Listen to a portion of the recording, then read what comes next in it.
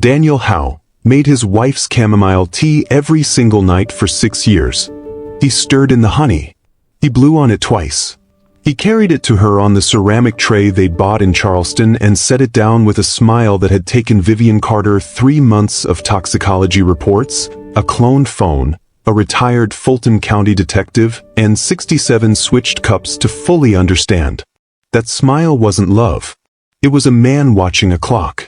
The sedative he'd been dissolving into her tea, a concentrated benzodiazepine compound, the kind used in high-dependency psychiatric cases, was designed to do one thing over a long enough period: make Vivian look, to any doctor willing to sign the paperwork, like a woman whose mind was no longer her own. A woman whose grieving, deteriorating mental state made it entirely reasonable for her husband to assume power of attorney over her late grandfather's $40 million estate. It was a clean plan. It had one problem. Vivian Carter was an estate attorney who had spent 11 years catching exactly this kind of scheme in other people's paperwork. And the morning she found that amber vial in the false bottom of Daniel's laptop bag, she didn't panic, she didn't confront him, and she didn't leave. She started building her case. What Daniel never accounted for, what none of them accounted for, was that Colonel James Carter hadn't just left his granddaughter an inheritance. He'd left her a weapon. And 68 nights in, it was almost time to use it. Welcome back to Hidden Verdict, family. If you're new here, I'm glad you found us, and I promise you found us at the right time. This channel exists for one reason. Because the truth deserves a verdict. Because the people who were wronged deserve to be heard. And because somewhere out there right now, someone is sitting in their own home feeling like they're losing their mind, and they need to know that what they're feeling is real. This story today is for every woman who has ever been made to feel small by someone who was supposed to make her feel safe.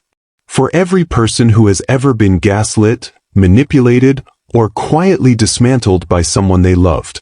And for every single person who fought back, quietly, strategically, completely, and won. This one is going to shake you. I need you locked in from the first second. Before we begin, if you're part of the Hidden Verdict family and you haven't subscribed yet, hit that button right now and turn on your post notifications. We drop new verdicts regularly and you do not want to miss what's coming. And if this story moves you, and it will, hit the like button. It takes 2 seconds and it helps Hidden Verdict reach the people who need these stories most. Alright family. Court is in session. Let's go. The Spanish moss moved the way it always did on October evenings in Savannah. Slowly, without urgency, as though the city itself had decided long ago that there was no point in rushing anything. Inside the restored antebellum home on Habersham Street, the kitchen light was warm and steady. Daniel Howe stood at the counter with his back to the doorway, his shoulders relaxed, one hand stirring a ceramic mug with the unhurried patience of a man entirely at peace with the evening. He was still dressed from work, the gray Patagonia vest, the dark chinos, the leather loafers that Vivian had given him for their 5th anniversary. He looked, from the doorway, like an advertisement for domestic contentment. He stirred the honey in slowly, clockwise, then counter, the way he always did. Then he blew on the tea twice. Vivian watched him from the hallway, her shoulder against the doorframe, her arms loose at her sides. She had been standing there for perhaps 30 seconds, long enough to observe the ritual in its entirety, the stirring and the blowing and the small, practiced adjustment of the tray before he lifted it. And in those 30 seconds she had felt, as she felt every evening now, the particular quality of attention that came from watching something you already understood completely. He turned and found her there and smiled. It was a good smile. It had always been a good smile, warm and slightly asymmetrical, the kind that made people feel chosen. She had fallen in love with that smile in the lobby of a Savannah law conference 7 years ago, when Daniel had handed her a glass of water she hadn't asked for and said, with the easy confidence of a man accustomed to being welcomed, that she looked like she needed rescuing from the networking portion of the evening. She had laughed. She had let him rescue her. She understood now what she had not understood then, that some people confused rescue with acquisition. That the instinct was the same. That the smile was the same. "Here you go, Viv," he said, crossing the kitchen with the tray. You've been running yourself into the ground again. I can see it in your face." He set the tray on the side table beside her armchair. The good one, the wingback in tobacco leather that had been Colonel Carter's and that Vivian had moved into the Habersham Street house after the funeral because she needed something of his in the room where she spent her evenings. Daniel had not commented on the chair's presence. He was too careful for that. He smoothed a strand of hair away from her temple. The gesture was practiced and gentle and made her skin register something that had no name in any language she had studied. "Drink it while it's warm," he said. "The chamomile will help." He settled onto the sofa across from her, picked up his phone, and assumed the relaxed posture of a man who had nowhere particular to be. Vivian looked at the tea. The mug was white with a small painted magnolia near the handle. A wedding gift from a colleague she no longer saw, one of those objects that outlasted the relationship that produced it. The tea inside was the right color, the right temperature, the steam rising in the particular slow spiral that chamomile made when it was properly steeped. She brought the mug to her lips. She let the steam rise against her face. She looked at Daniel over the rim. He was looking at his phone, or appearing to. But there was a quality to his stillness, a slight forward lean, an almost imperceptible tension in the set of his shoulders, that she had learned to read the way she read documents. The way she read the fine print that people put in contracts when they were hoping nobody would look closely enough. She saw it. The flicker. The tiny, impatient glint of a man watching a clock he had already wound, waiting to hear it strike. She did not drink. She had not drunk from her own cup in 67 nights. 3 months earlier, on a Wednesday morning in March, Vivian had been looking for the car charger. It was a Tuesday-level Wednesday, the kind that accumulated small frustrations, and she was already running late for a client meeting on Broughton Street when she remembered she'd left the charger in Daniel's laptop bag the previous evening. He was in the shower.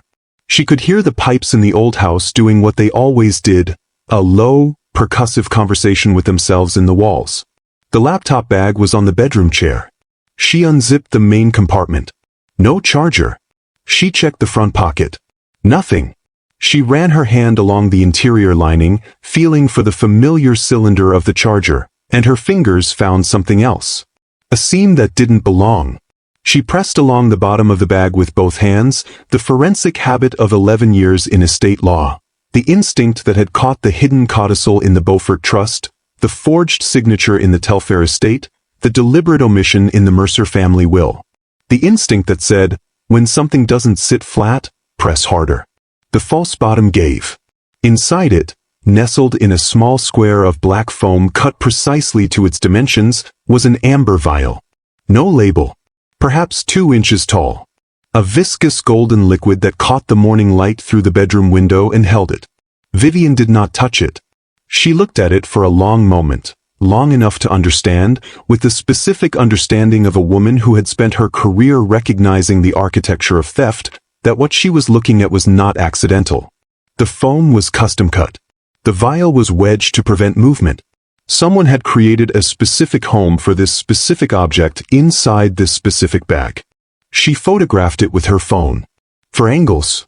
Then she replaced the false bottom exactly as she had found it, re-zipped the bag, and placed it back on the chair at the same angle it had been sitting.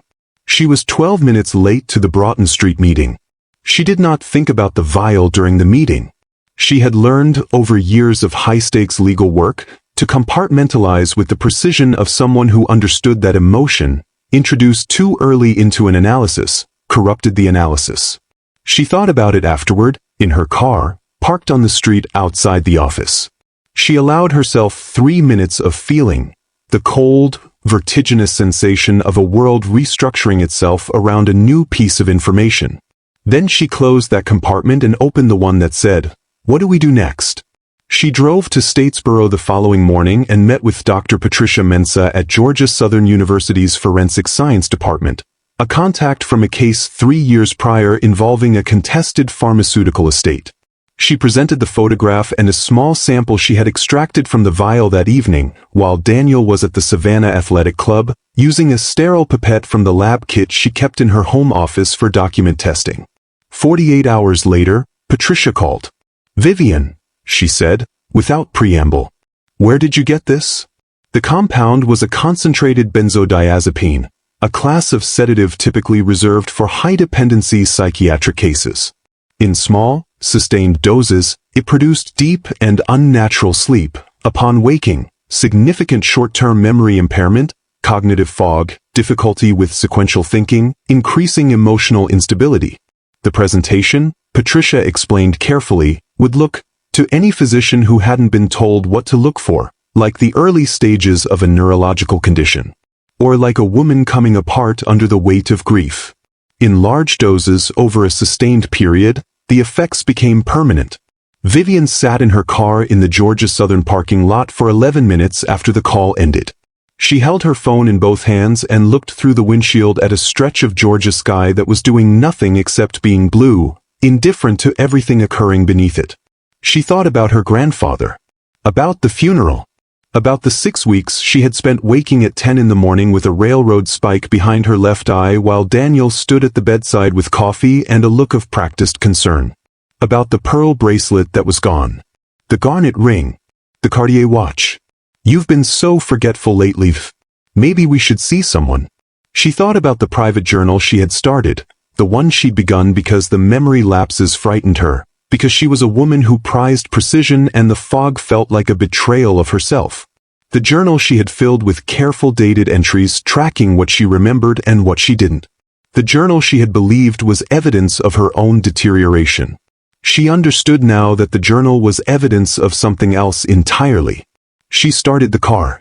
She drove back to Savannah on a 16 with the windows down and the warm Georgia air moving through the car and the particular cold clarity of a woman who had just understood the full shape of something and had decided, without drama and without detour, exactly what she was going to do about it. She was not going to run. She was not going to confront. She was going to build a case. Tonight was the 68th night.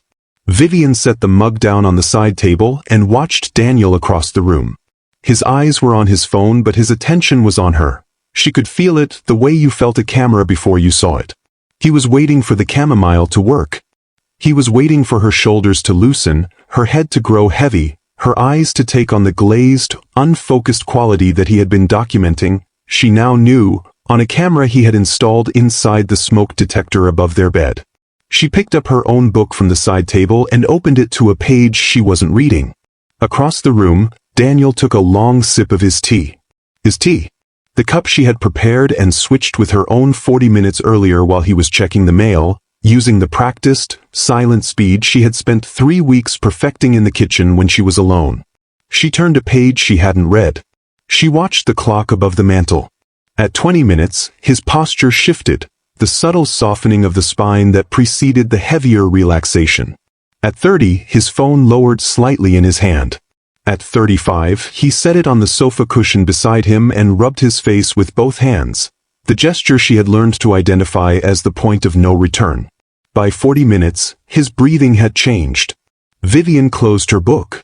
She sat in Colonel Carter's old leather chair in the house she had grown up visiting, in the city where she had been born, and she looked at the man she had married and felt, beneath the fury, beneath the grief, beneath the cold precision of what she was building against him, a sorrow so complete and so heavy that she allowed herself to carry it for exactly 30 seconds before she set it down.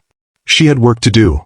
She picked up her phone and opened the encrypted link Raymond Osei had sent her from Atlanta. The messages between Daniel and Petra Walsh were already flooding in. The funeral was on a Thursday. Savannah did what Savannah always did for its old families.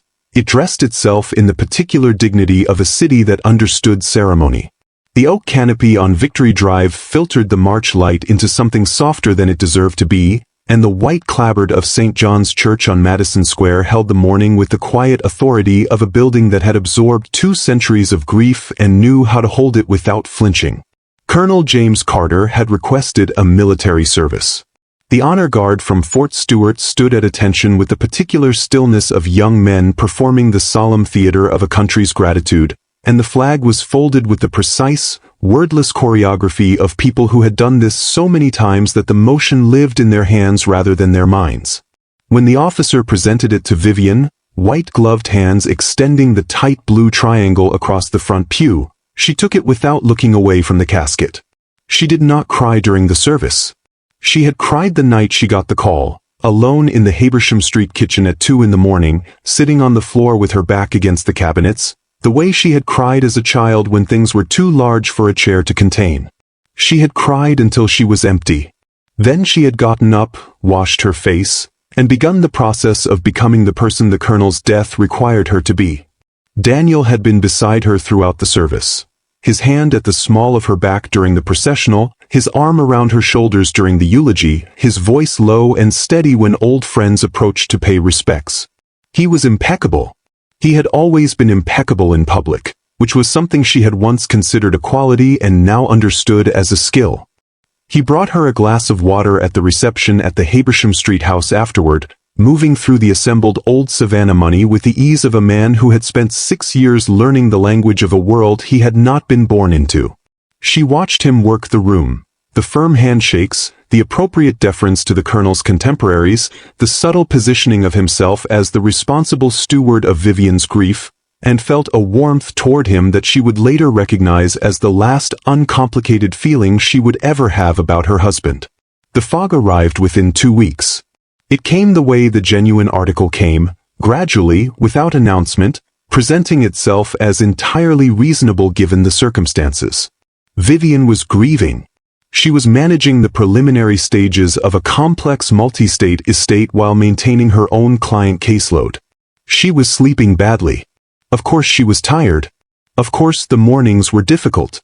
Of course there were days when the space between thought and execution felt wider than it should. She woke on a Tuesday 16 days after the funeral to find the bedroom full of the soft light of mid-morning and Daniel sitting on the edge of the bed with a mug of coffee and the expression she was beginning to know as his sympathy face, the slightly furrowed brow, the careful eyes, the downward pull at the corners of his mouth that communicated concern without tipping into alarm. "You were out like a light, Viv," he said, handing her the coffee. "You didn't even stir when my alarm went off." She sat up and accepted the mug. Her head felt packed with something dense and warm, the way a room felt when all the windows had been closed too long. The headache was already there, not sharp, not sudden, but grinding, seated directly behind her left eye with the patient permanence of something that had been there for hours. "What time is it?" 10:15. She had a 9 o'clock call with the estate attorney in Nashville. She knew this the way she knew all her appointments, with a precise, automatic recall that was the foundation of her professional identity. "I had a call, I know. I called Marcus and had him push it to Thursday. You needed the sleep." She looked at Daniel. He was watching her with the expression she had categorized, in those early weeks, as devotion. The expression of a man who considered it his privilege to manage the logistics of her recovery. She drank the coffee and told herself she was grateful. The jewelry began disappearing in April.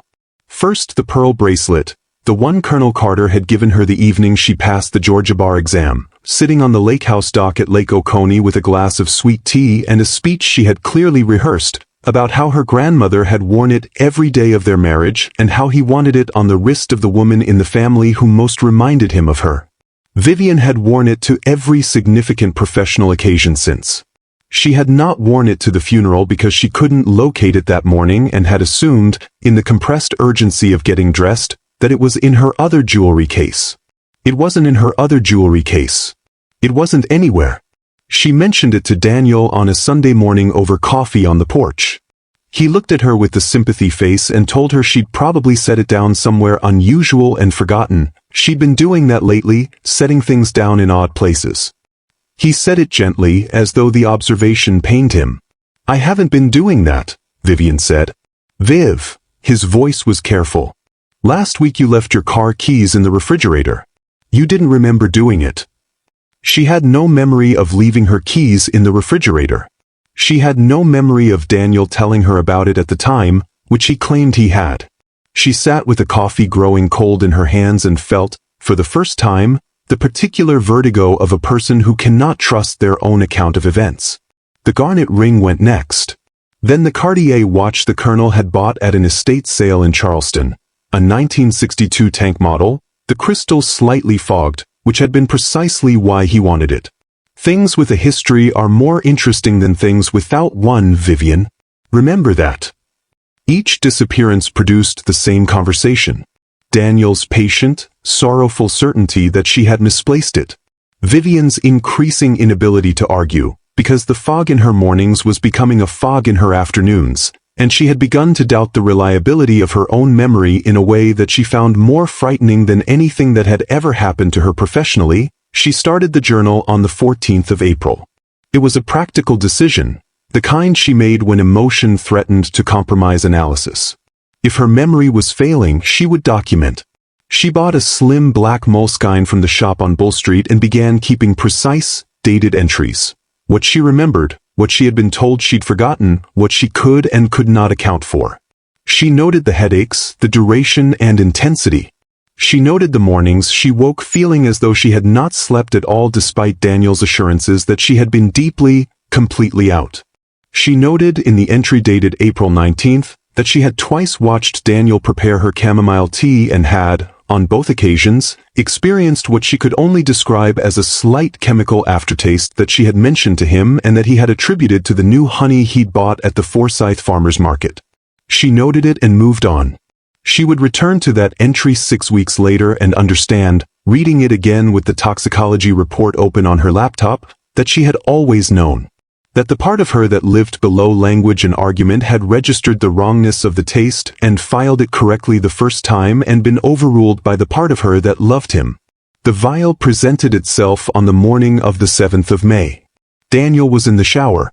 Vivian was looking for the car charger, a small, mundane urgency on an already running late Wednesday. The laptop bag was on the bedroom chair. She unzipped it with the automatic efficiency of a woman who had reached into her husband's bags for borrowed items 1,000 times over 6 years. Main compartment. Front pocket. Interior lining. Her fingers found the seam. She had spent 11 years in estate law developing the instinct for concealment, the false bottom of a filing cabinet, the codicil buried in supplementary language on page 47, the asset hidden inside a holding company nested inside a trust nested inside another company. The instinct wasn't suspicion. It was attention. The trained refusal to accept that a surface was the whole story. The false bottom gave under her fingers. The amber vial sat in its custom-cut foam nest with the settled patience of something that had been there for a long time. Vivian did not touch it. She looked at it for what she would later estimate as 45 seconds, long enough to register everything. The custom foam, the precision of the fit, the deliberate concealment. Long enough to feel the specific sensation of a world pivoting on a point so small it seemed impossible that everything could change direction around something that fit in the palm of a hand. She photographed it.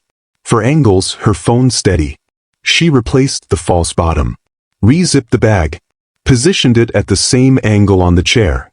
She found the car charger in the side pocket of her own handbag, where it had been all along.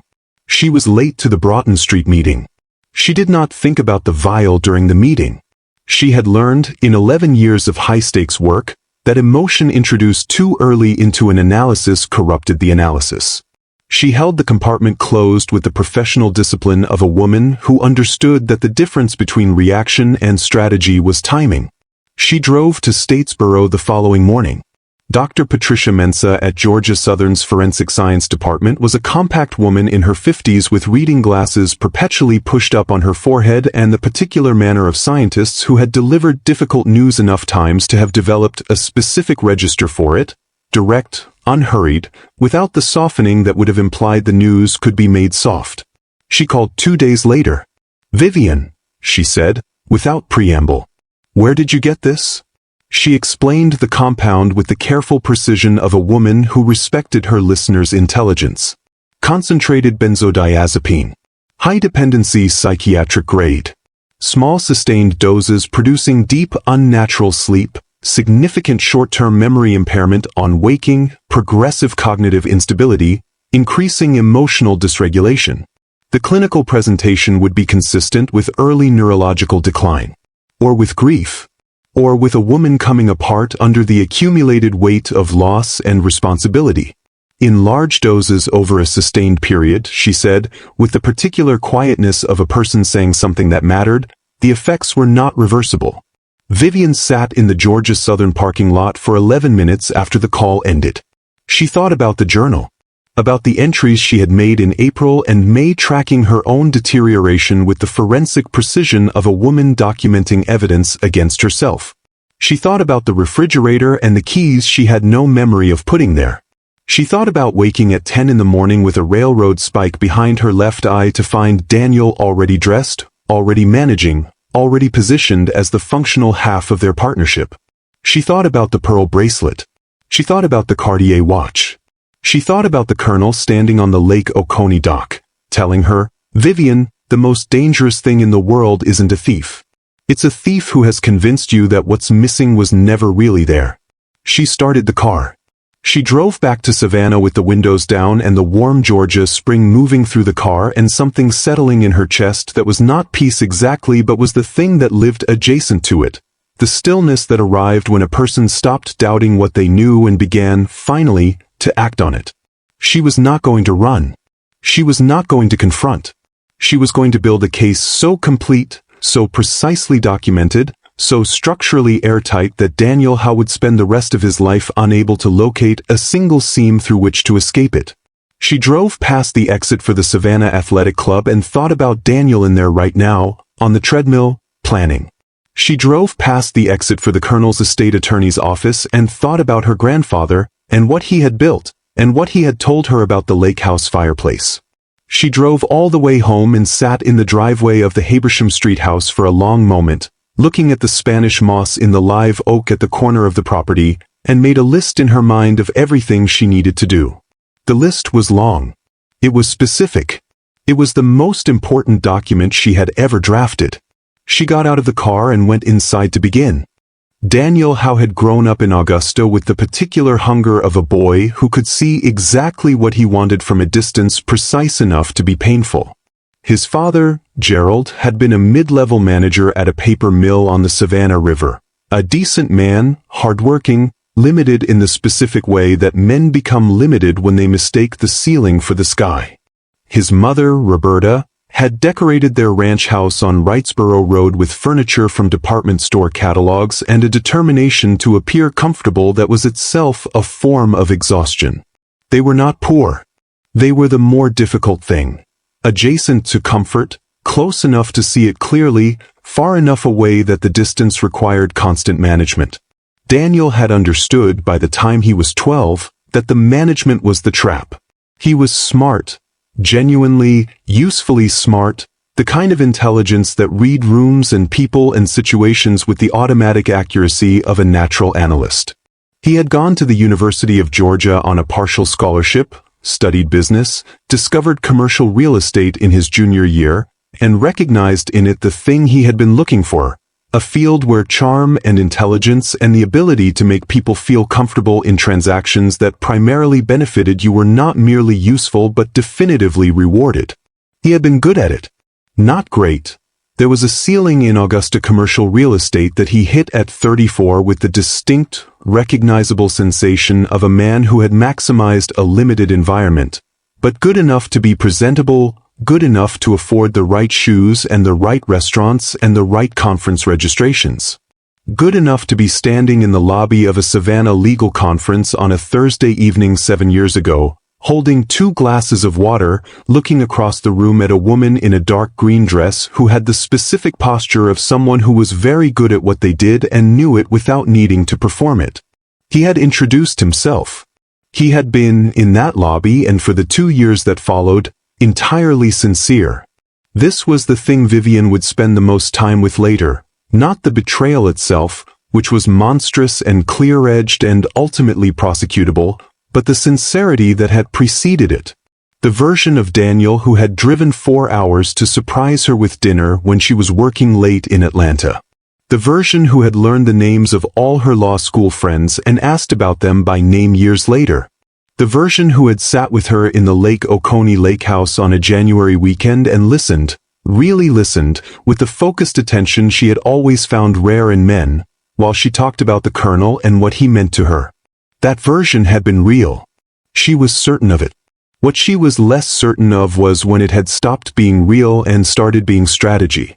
Whether there had been a specific moment of conversion, a calculation made, a decision taken, or whether it had been gradual, the sincere husband slowly replaced by the strategic one, the way a photograph faded, the original still technically present but no longer the thing you were looking at. She had stopped trying to locate the exact moment. It was the kind of question that produced nothing useful.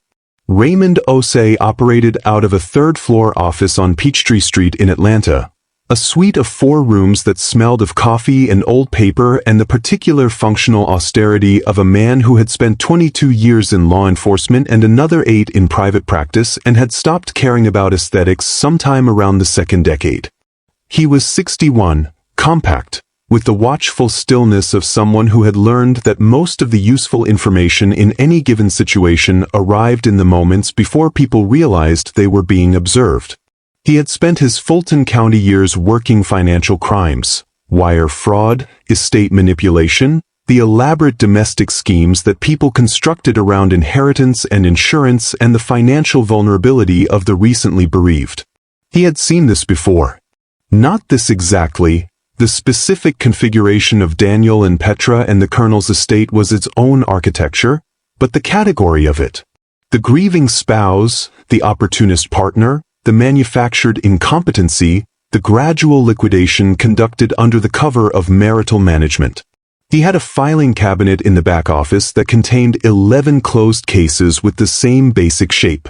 When Vivian laid the photograph of the amber vial, the Georgia Southern Toxicology Report, and the 63 pages of her private journal on his desk, Raymond looked at each item with the careful attention of a man reading a document rather than processing an emotional account, which was precisely what Vivian needed him to do. He asked 6 questions. They were specific, sequential, and revealed, in their asking, that he already understood the structure of what she was describing. Then he leaned back in his chair and said, "Mrs. Howe, you're not the first person to sit in that chair with exactly this story. But you may be the best prepared." "I'm an estate attorney," Vivian said. "I've been building cases for 11 years. "I know. I looked you up before you arrived." He tapped the toxicology report. "The journal is what tells me you're serious. Most people in your situation want to confront. They want to have the conversation. They want the moment." "I want a conviction," Vivian said. Raymond looked at her for a moment with something that was not quite a smile but occupied the same space. "Then we do it my way," he said. "Slow. No confrontations, no deviations from the script. He cannot know, you know. The moment he knows, everything he's built becomes a liability he starts liquidating." "Understood. I'll need access to his secondary communications. There's always a secondary phone. These men are methodical but they're not creative." The secondary phone was inside a hollowed-out copy of Gone with the Wind on the 3rd shelf of Daniel's home office bookcase. Vivian found it on a Friday afternoon in late May while Raymond's instructions were still fresh. She had memorized them on the drive back from Atlanta, the way she memorized case law, by repetition and by understanding the logic that connected each step to the next. Daniel left for the Savannah Athletic Club at 5:30 on Fridays with the reliable punctuality of a man who treated his routines as infrastructure. She had 2 hours. She found the book by running her fingers along the shelf, not reading the spines but feeling the resistance, the way some volumes yielded slightly when pressed because they contained less than their covers suggested. Gone with the Wind was between a collection of Faulkner and a biography of Warren Buffett, which struck her, in the compressed clarity of the moment, as the most Daniel arrangement of books she could have imagined. The phone was a standard burner, prepaid, no case, the screen dark. She plugged Raymond's cloning device into the charging port and set it on the shelf with the phone. A blue light began its pulse. 10%. She stood at the office window and watched Habersham Street below. The early evening light was doing what Savannah light did in late May, turning the Spanish moss gold at its edges, making the whole street look like a painting of itself. A woman walked a retriever past the front gate. A car turned slowly off Jones Street. 20%. Vivian looked at the blue light. She thought about the Colonel's study at the Lake Oconee Lake House, the false panel behind the graduation photograph, which she had not yet opened, which she was saving for the right moment, when she understood the full shape of what she was building and what she needed the ledger to do within it. 50%. Her phone buzzed. Raymond, any issues? She typed back, running clean. At 50. 70%. The garage door. Vivian's hand went still on her phone. She looked at the driveway through the office window. Empty. She looked at the street. Nothing. Then she heard it again, not the garage door, the neighbors. She exhaled through her nose and looked at the cloning device. 85%. 90. 95. Her phone buzzed again. Raymond, I'm in. I'm reading his messages in real time. Get out of that office now. She pulled the device, replaced the phone exactly, orientation, screen angle, position within the book, and closed Gone with the Wind with the careful precision of a woman who understood that the difference between discovered and undiscovered lived in details too small for most people to notice. She was in the kitchen with a glass of water when the front door opened 20 minutes later. The messages came through Raymond's encrypted link that evening while Daniel slept the heavy, artificial sleep of the chamomile she had switched 68 nights later, but that first evening, the Friday of the clone, she had read them on her phone in the Habersham Street bathroom with the door locked and the fan running and her back against the wall. The woman's name in the messages was Petra. Vivian read the name twice. Petra Walsh. Daniel's colleague at the commercial real estate firm. The woman who had arrived at the Habersham Street house the day after the funeral with a casserole and careful eyes, who had stood in the kitchen and told Vivian she was so sorry, that the colonel had seemed like an extraordinary man, that if there was anything she could do. The woman who had helped Vivian choose the white roses for the funeral arrangements because Vivian had been unable to think clearly about flowers and Petra had been there and had offered. The woman who had called twice in the last month, ostensibly to check on her. Vivian sat with her back against the bathroom wall and read 2 months of messages with the controlled, systematic attention she brought to fraudulent documents, not looking for the emotional content first, but mapping the architecture. The timeline. The sequence of decisions. The relationship had begun 26 months ago. 7 months before the colonel's first hospitalization. The Lake Oconee Lake House had been discussed by name in 14 separate messages. A buyer had already been identified, a developer in Atlanta who specialized in converting historic lake properties into luxury short-term rental portfolios. The agreed price was $2.3 million. The property in Costa Rica appeared in a message from March, Petra describing a parcel of land outside Tamarindo, a half-built structure on a hillside above the Pacific, photographs attached that Vivian did not open. Our forever home, Petra had written. We just need to get through the next few months and it's ours. Daniel's reply, not long now. The specialist appointment is the key. Once Marsh signs the evaluation, everything moves fast. Dr. Franklin Marsh, a Charleston psychiatrist. Vivian photographed the name from the screen and sent it to Raymond with a single line. Find everything. Raymond's response came back in 4 hours. Dr. Franklin Marsh had a pattern. 3 prior competency evaluations in the last 6 years, each involving a recently bereaved woman with a significant estate, each evaluation signed within 4 weeks of first contact, each resulting in a power of attorney transfer to a spouse or close family member. 2 of the 3 cases had subsequently resulted in civil suits, both settled quietly, both under non-disclosure agreements that Raymond had obtained through channels he did not specify. Marsh wasn't a peripheral player. He was infrastructure. Vivian drove to Atlanta the following Monday to tell Raymond what she had found. He listened without interrupting, a quality she had come to understand was deliberate, the trained stillness of a man who knew that the most useful thing he could do in the first phase of an engagement was allow the client to tell him everything before he told them anything. When she finished, he was quiet for a moment. Then he said, "There's a third piece you don't have yet." "The estate liquidation," Vivian said. "The physical assets. The jewelry, the silverware, the portable valuables from your grandfather's properties. They have to be moving them somewhere. A man like Daniel doesn't just steal things and keep them, He converts them, turns them into something that doesn't have your grandfather's name on it. Can you find the channel? I already started looking. He slid a folder across the desk. Port of Savannah. 3 shipments in the last 4 months under a private export company registered in Delaware. The company name is a shell. I'm still working through the layers.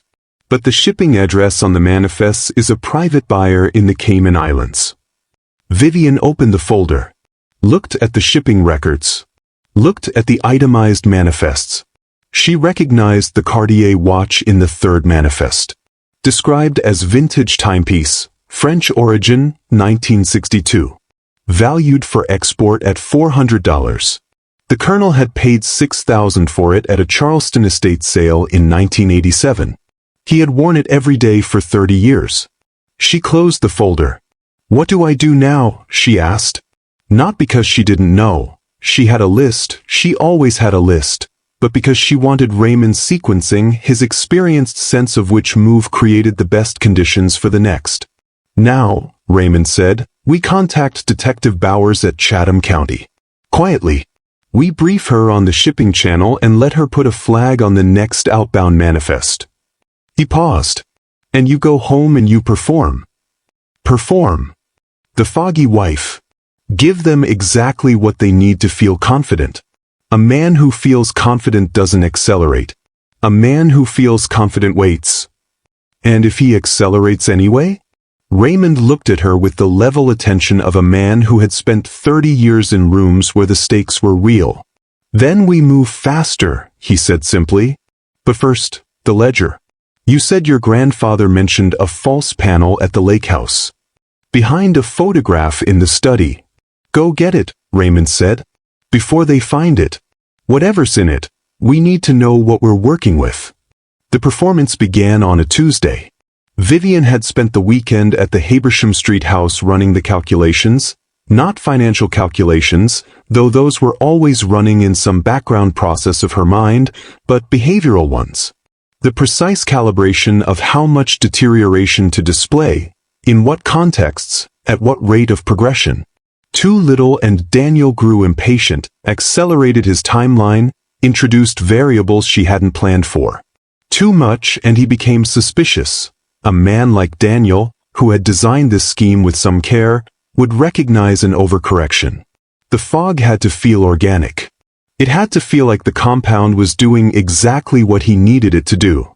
She thought about it the way she thought about a cross-examination strategy, knowing the opposing narrative well enough to inhabit it without surrendering to it. Knowing where the seams were. Knowing which details mattered and which were noise. On Tuesday morning she came downstairs 12 minutes after Daniel, moving with the slightly imprecise footfall of someone not entirely sure of their own body. She held the banister on the stairs. She had not done this before and it registered on Daniel's face as a data point, a small brightening behind the sympathy expression that he covered immediately. She poured her coffee and stood at the counter and asked him where the sugar was. The sugar was in the same white ceramic canister it had been in for 6 years, 3rd from the left on the counter beside the stove, where it had always been. Right there, Daniel said gently, pointing.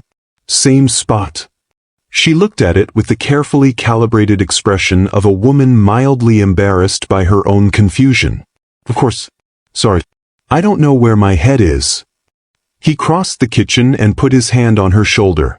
You don't need to apologize. You've been through a lot. She leaned into the hand slightly. She did not look at his face. The smoke detector had been there from the beginning. She understood this now, that it had been installed before the campaign against her mind began, perhaps before the Colonel's death, perhaps during the period when Daniel was in the planning stage and the house was simply a resource to be prepared. She had lived beneath it for months without looking at it as anything other than what it appeared to be. Raymond had told her about the infrared detection method on the phone. The way a camera's lens produced a tiny reflective glint when viewed through a phone camera in low light conditions, the kind of purple spark that was invisible to the naked eye but registered on a digital sensor. He had told her to scan the bedroom methodically, section by section, phone camera active, looking for anything that didn't belong to the ambient light of the room. She did it on a Wednesday night. Daniel was downstairs watching something on television. She could hear the low murmur of it through the floor, and she stood in the center of the bedroom with her phone raised, moving it slowly across the ceiling, the walls, the bookshelf, the television stand, the two windows, the dresser. Nothing. Nothing. Nothing. Nothing.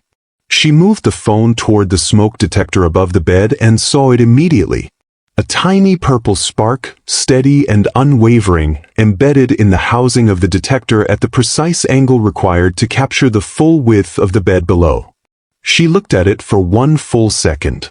The hot, specific shock of confirmation, the feeling of a suspicion becoming a certainty, which was its own kind of violence regardless of how well you had prepared for it. Then she lowered the phone. She walked to the bathroom, ran the tap, and stood at the sink with both hands flat on the cool porcelain and breathed through the confirmation the way she had learned to breathe through things that mattered, not suppressing the response but containing it, giving it its 30 seconds and then closing the door. She returned to the bedroom. She did not touch the smoke detector. She got into bed and lay in the dark beneath the camera and thought about what Raymond had said. Don't remove it, don't adjust it. Don't give him any reason to suspect the game has changed, and she thought about what it meant that Daniel had been watching her sleep. Every morning she had woken with the railroad spike headache and the cotton wool fog and the particular helplessness of a woman who could not trust her own memory. He had been watching. Every time she'd stumbled in the night on the way to the bathroom. Every vacant, glassy-eyed morning when the compound still had its hands on her cognition and she sat on the edge of the bed trying to remember what day it was. He had watched all of it. He had needed all of it. The competency evaluation required evidence, documented evidence of progressive cognitive decline, of behavioral instability, of a woman whose mental state was deteriorating in ways that made it reasonable, even compassionate, for a devoted husband to assume legal control. Dr. Franklin Marsh would need to review something before he signed his name. Daniel had been building the review file one night at a time, one episode at a time, one stumbling morning at a time. Vivian lay in the dark beneath the camera and felt the fury move through her like weather, not uncontrolled, but enormous, the kind of anger that required the whole body to contain it. She gave it its space. She let it be as large as it needed to be. Then she thought, good. Give him what he needs. Give him the whole file. Because a man who had what he needed didn't rush. And a man who didn't rush was a man she could stay 3 steps ahead of. The performance, once committed to, required a particular kind of discipline. She had always been a precise person. Her professional reputation rested on it, the meticulous documentation, the sequential logic, the refusal to present anything she couldn't support with evidence. The performance required her to apply that same precision to its opposite, the careful construction of imprecision.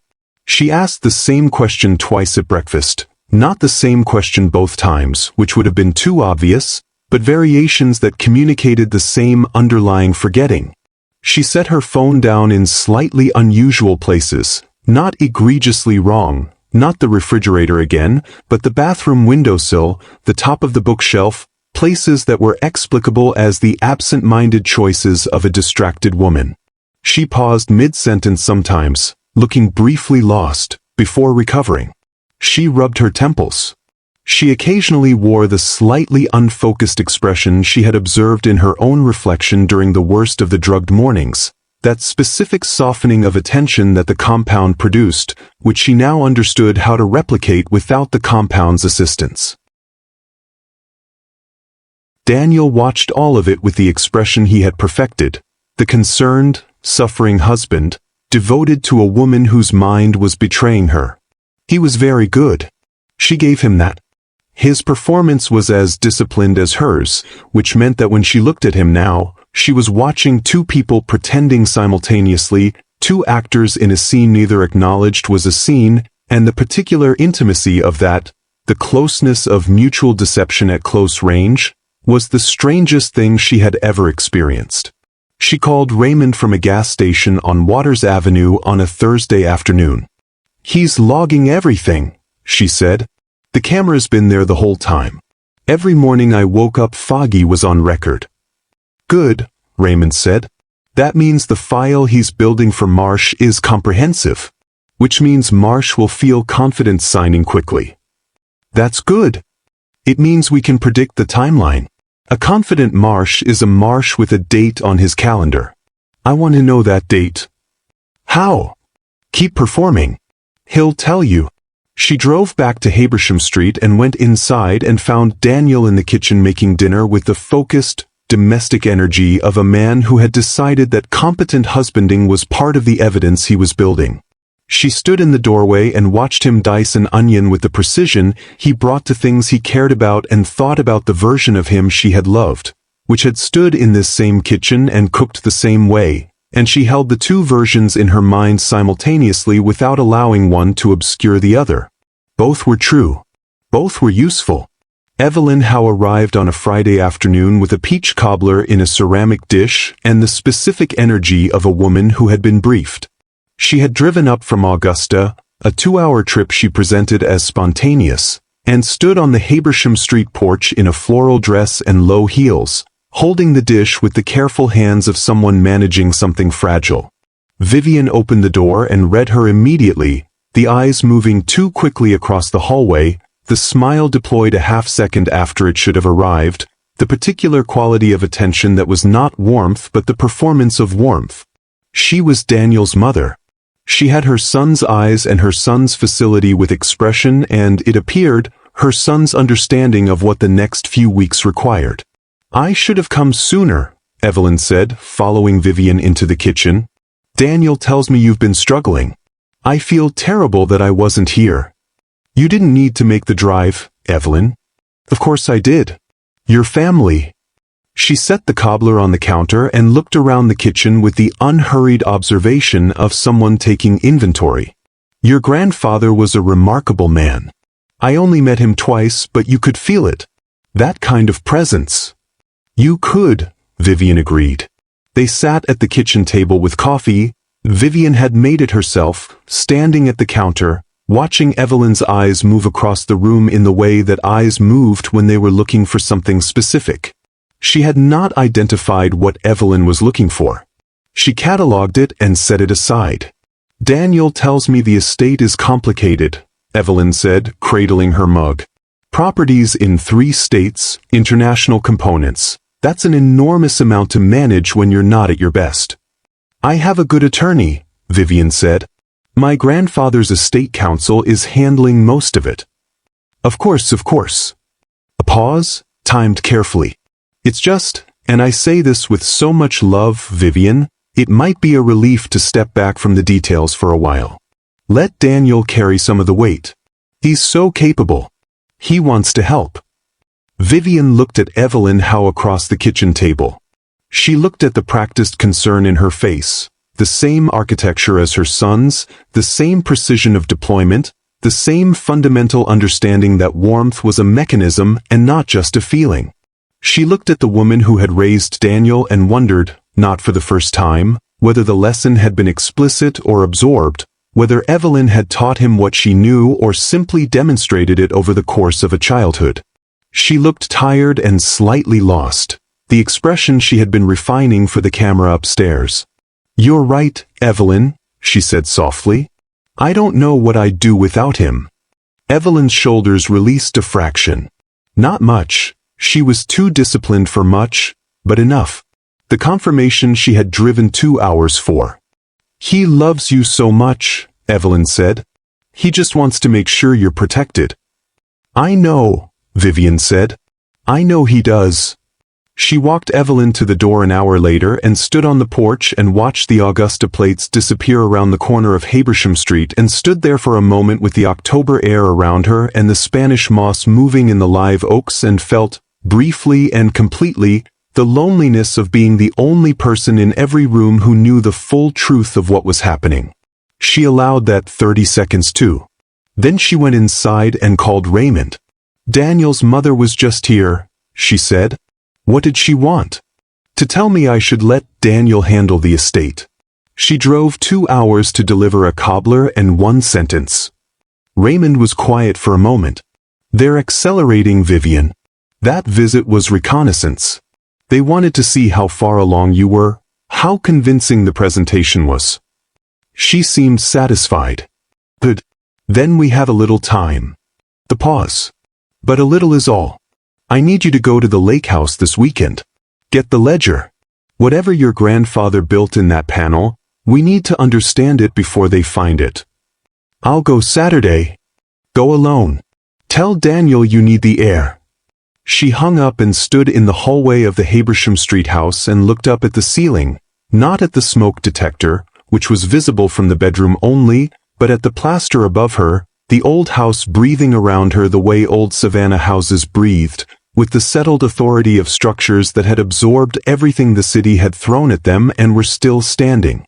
She thought about the Colonel, about the false panel, about the sealed letter he had addressed to her in his military script, about a man who had spent 40 years watching how greed moved through families and had decided, sometime in the last year of his life, that the most loving thing he could do for his granddaughter was not to protect her from the vultures but to build her a weapon precise enough to catch them herself. She thought about what he had told her at the lake house dock when she was 12 years old, standing beside him with a fishing rod she didn't know how to use, watching the Lake Oconee light change on the water. The smartest thing a woman can do, Vivian, is let a man believe he has already won. Because a man who believes he has won stops watching. And a man who stops watching, that's when you move. She had thought, at 12, that he was talking about fishing. She understood now he had been talking about everything. She drove to Lake Oconee on a Saturday morning, telling Daniel she needed air. He kissed her forehead and told her to drive carefully, the devoted husband, performing to the camera he didn't know she knew about.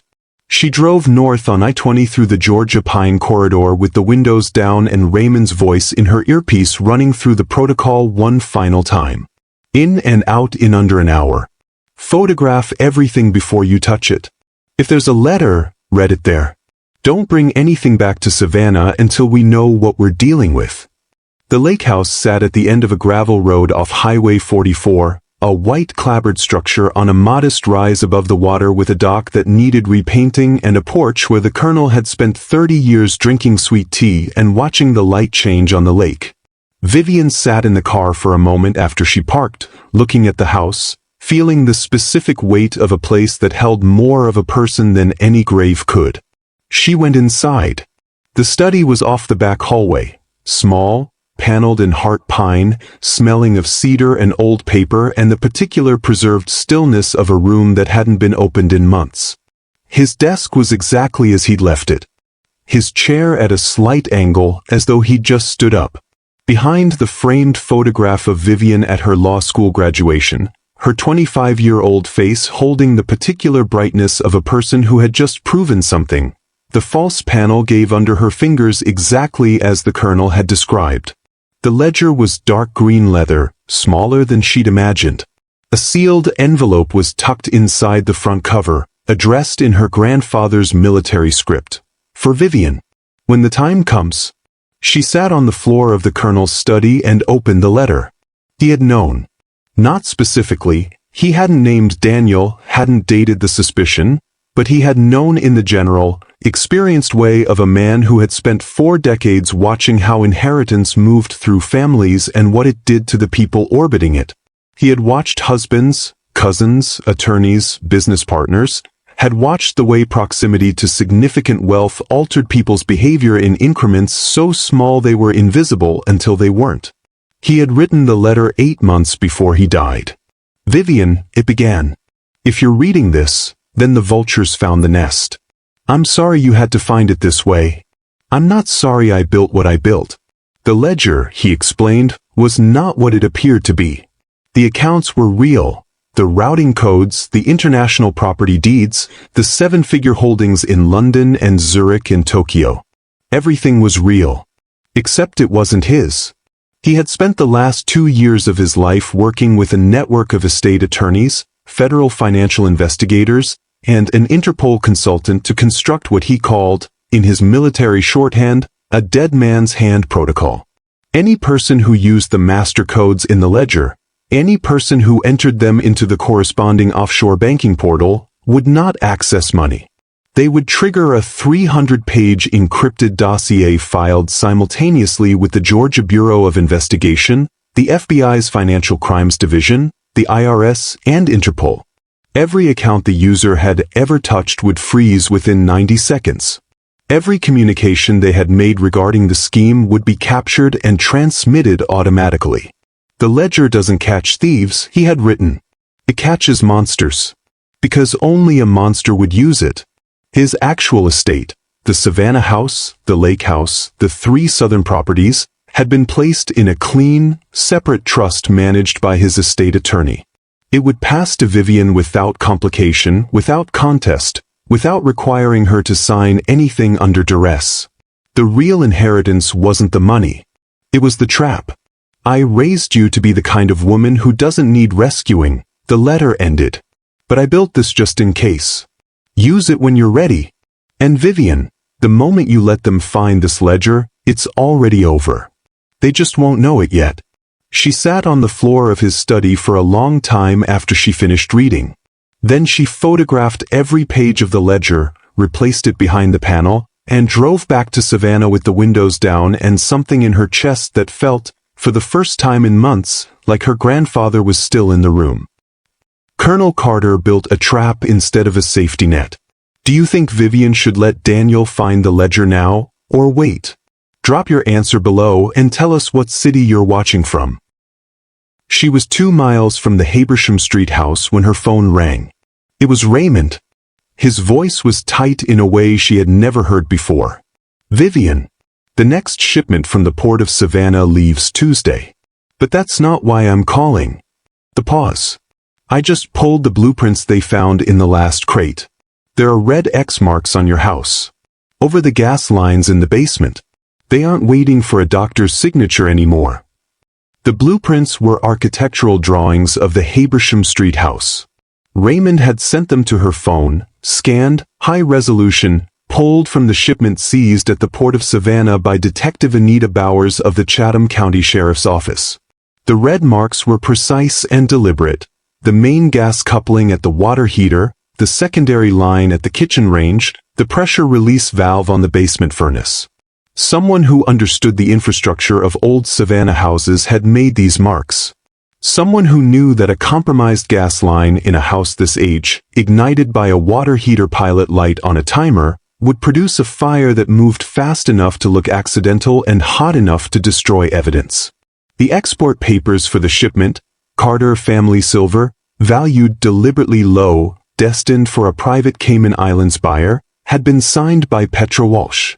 Vivian sat in the Habersham Street kitchen and read Raymond's message twice. Then she looked at the ceiling and thought with the cold, sequential clarity that the law had trained into her. They have a timeline. The specialist appointment is Tuesday. The fire is the contingency. If Marsh doesn't sign, or if I fight the evaluation, the house burns. She performed through Saturday and Sunday with the discipline of a woman who understood that panic was a luxury she couldn't afford. Daniel came to bed at 1 a.m. on Sunday night carrying a black medical bag. Vivian lay completely still, her breathing slow and measured, the drugged rhythm she had practiced in the bathroom mirror for 2 weeks. She heard him cross the room, felt the mattress dip, smelled the bourbon beneath the gym cologne. Celebration drinking. A man at the finish line. She heard the bag open. The unmistakable snap of a plastic cap pulled from a syringe. The compound in her tea wasn't working fast enough. Marsh needed her fully incapacitated before the Tuesday appointment. Not foggy and compliant but physically immobilized, her signature obtained under conditions that could be characterized as voluntary to anyone who hadn't been in the room.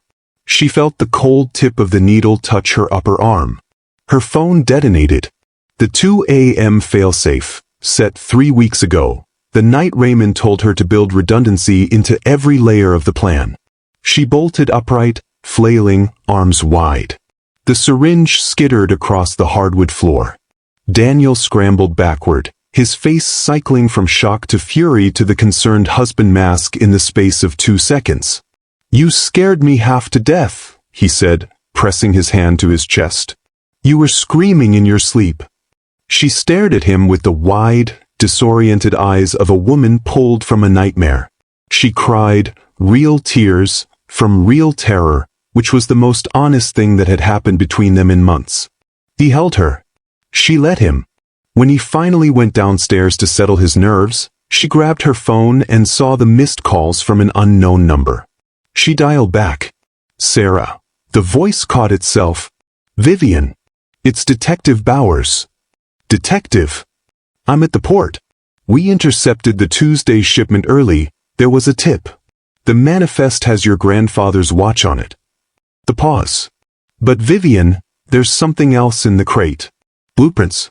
And a set of gas line schematics for a residential property on Habersham Street. Vivian was already moving toward the hallway.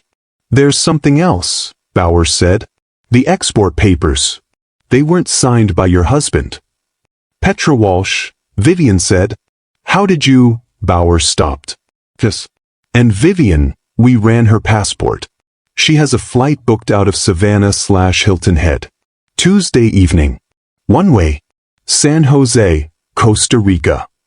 From the basement, drifting faintly through the floor vents, came a sound that made every hair on Vivian's arm stand up. A slow, rhythmic hiss.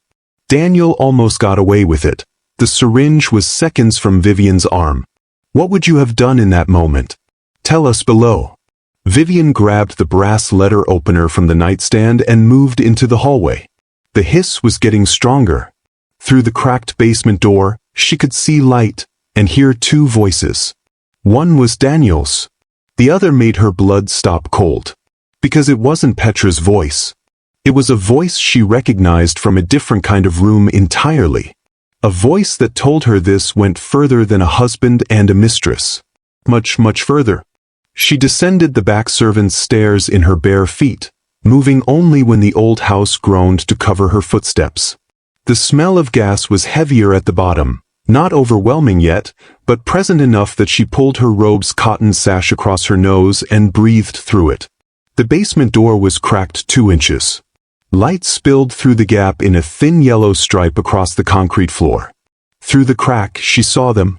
Daniel and Petra stood over the colonel's old cedar chest, forced open, the lock bent back, velvet jewelry bags spread across its surface. Petra was holding a strand of pearls up to the light with the casual assessment of a woman pricing something she had already decided to take. Daniel was pulling documents from beneath the bags.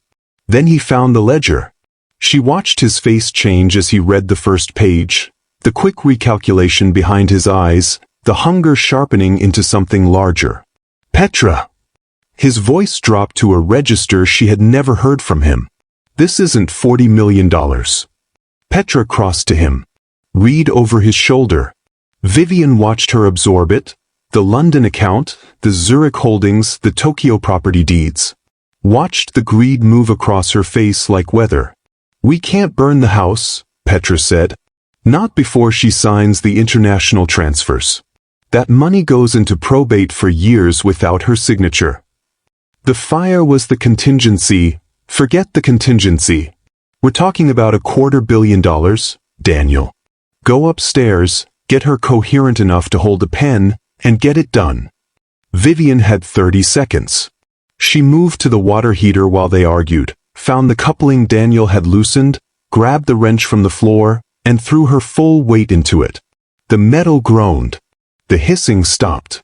Then she jammed the brass letter opener into the pressure release valve, angling it to create a slow build in the system, and retreated behind the cedar chest with her phone recording.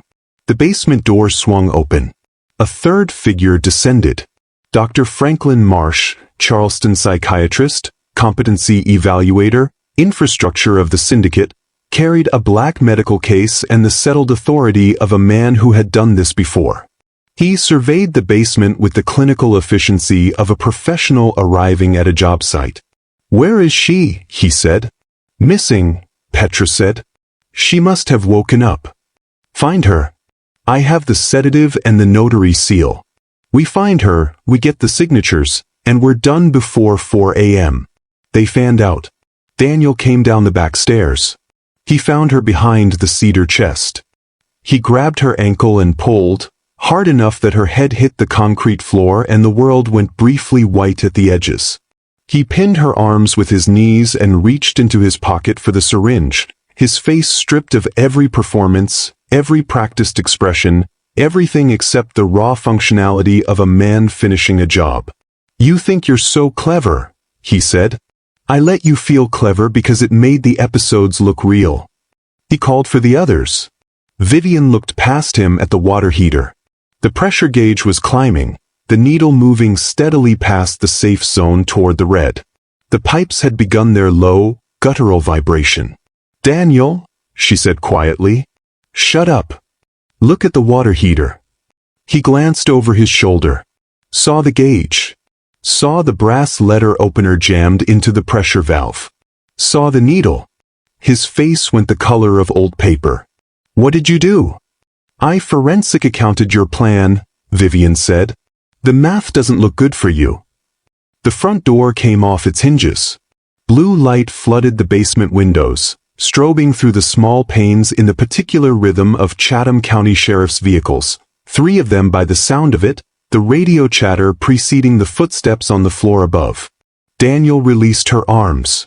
Not voluntarily, in the involuntary way of a man whose body had processed the situation before his mind caught up with it. Marsh made for the crawl space window. Petra made for the back stairs. Vivian stayed on the floor, her back against the cedar chest, her phone still recording, and she watched the basement fill with the organized chaos of law enforcement arriving exactly when Raymond had told her they would arrive, and she thought, 2 down. But Petra and Marsh were already gone. And they had the ledger. Vivian stayed calm while pinned to a concrete floor in a gas-filled basement. What do you think gave her the strength to hold it together? Drop your thoughts below. Detective Bowers found her sitting against the cedar chest and crouched down beside her. "We have Daniel." Evelyn was picked up on Abercorn Street. She was the getaway driver. She paused. "But Vivian, Petra and Marsh boarded a private charter 40 minutes ago. Savannah/Hilton Head to San Jose." She held up her phone, showing a flight tracker. "They have the ledger." Vivian looked at the screen. Then she looked at Bowers and, for the first time all night, smiled. "Good," she said. "Let them open it."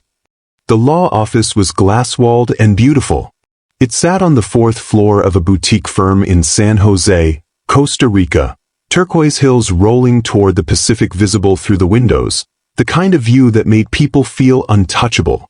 Petra Walsh had chosen it specifically when she'd set up the shell company 6 months ago. She had imagined this moment many times. She spread the colonel's ledger open on the conference table. Marsh sat across from her with his laptop, the notary seal beside it, his reading glasses on. He had changed into linen on the flight.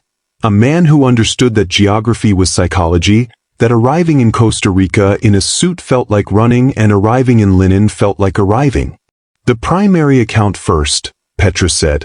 "London. 80 million. Marsh entered the 16-digit master key. The screen turned green. "Access granted." Petra grabbed his arm. "Transfer it. All of it." He entered the routing number for their shell company. His finger hovered over confirm. He pressed it. The money didn't move. The screen turned the deep, specific red of a system that had not malfunctioned but had functioned exactly as designed. A message appeared in the center. Clean text, no graphics, the colonel's preferred military font. Only a thief would have this key. Only a monster would use it. Every phone in the law office began to chime simultaneously. Every laptop screen on the 4th floor froze. Petra stared at the message. Then she looked at Marsh.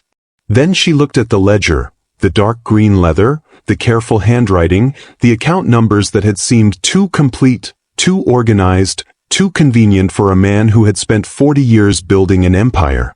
"It's a trap," she said. The words arrived 2 minutes too late to be useful. Vivian was sitting in Raymond's Atlanta office when the protocol fired. She watched it on the live feed Raymond had arranged through his GBI contact. A split screen showing the San Jose law office security footage on one side and the cascade of federal notifications on the other. She watched Petra's face when the screen turned red. Watched the specific, terrible moment of understanding move across it. Raymond leaned over her shoulder. There it is. The dead man's protocol had transmitted a 300-page encrypted dossier to the Georgia Bureau of Investigation, the FBI's Financial Crimes Division, the IRS, and Interpol within 90 seconds of Marsh pressing confirm.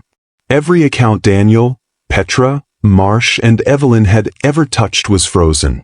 The shell company, the Costa Rican property, the offshore holdings Petra had spent 2 years accumulating, all of it locked, inaccessible, legally seized pending federal review.